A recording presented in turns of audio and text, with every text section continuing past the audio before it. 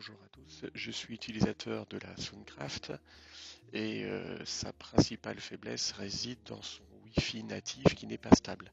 Et donc la préconisation des utilisateurs est d'ajouter un routeur, mais pour autant on n'est pas informaticien, on est musicien et donc ça nécessite quelques notions de base de réseau. C'est donc pour laquelle je fais ce tuto pour vous aider à paramétrer. Alors la première chose à faire évidemment est de brancher son routeur et de brancher la sortie Ethernet de la table sur l'entrée Ethernet du routeur. Donc dans mon exemple, j'ai pris un routeur TP-Link, mais d'une manière générale, les paramètres des routeurs Wi-Fi sont les mêmes. Alors, tout d'abord, la première chose à faire, c'est aller dans les paramètres de sa Soundcraft. Dans les paramètres de sa Soundcraft, on va dans la roue entrée, paramètres network et on repère l'adresse IP. Dans mon cas présent, c'est la 10.10.2.1. Généralement, c'est celle qui est en paramètre d'usine.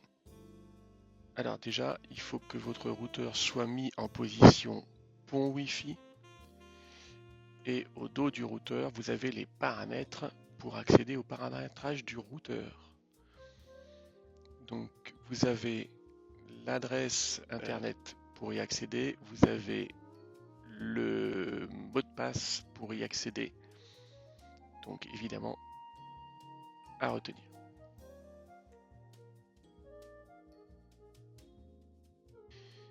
Et ensuite on va se connecter au Wi-Fi du routeur via son ordinateur. Donc on va dans les paramètres réseau du Wi-Fi, on repère le TP-Link qui vient de s'allumer et on tape le mot de passe qu'il y a au dos du boîtier.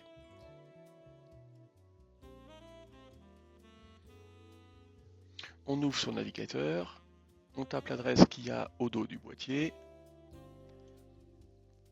et donc on arrive dans les paramétrages du routeur. Choisis le français, c'est plus simple pour tout le monde.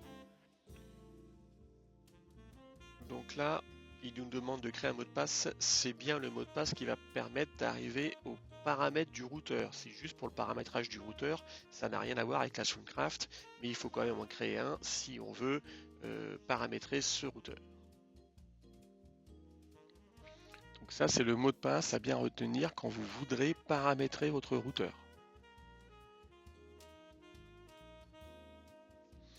Ensuite, on va sur la configuration rapide, donc c'est bien un point d'accès.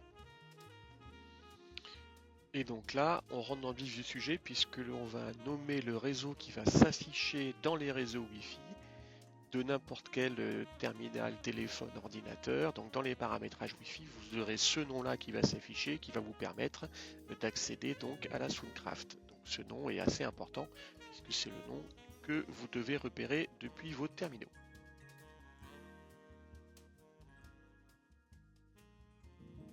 Là, il va me demander de paramétrer le 2,4 GHz, sachant qu'on mettra exactement la même chose pour le 2,4 et le 5. Donc là, je choisis le nom du réseau qui va s'afficher dans les réseaux Wi-Fi, donc par exemple Soundcraft Live. Et je crée un mot de passe qui va me permettre d'accéder à ce Wi-Fi. Donc là, par exemple, je mets des chiffres pour que ce soit facile à retenir.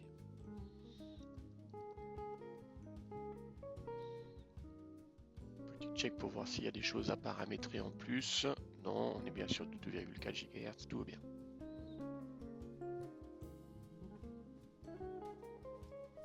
On fait exactement la même chose pour le 5 GHz. Donc on va mettre le même mot de passe. On va juste préciser que c'est 5 GHz. Donc je vais laisser 5G derrière. Donc Soundcraft 5G et exactement le même mot de passe. Comme ça, on se complique pas la vie.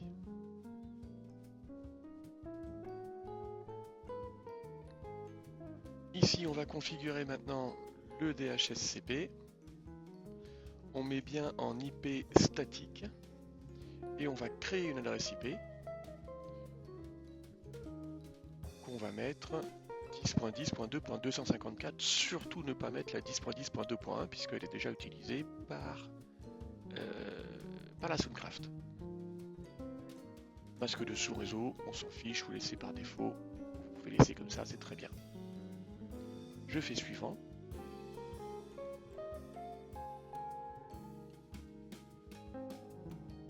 Et donc quand on va faire terminer, le routeur va se réinitialiser.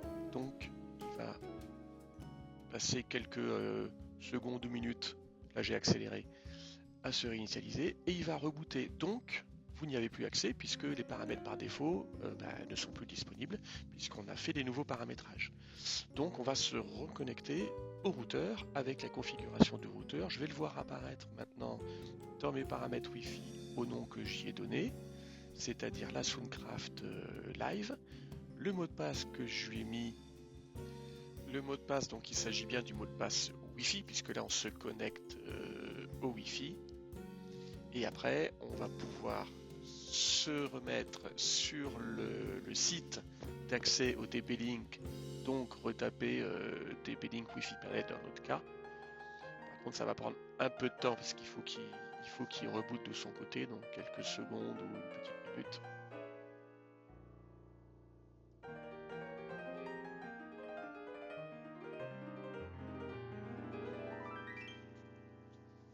Voilà.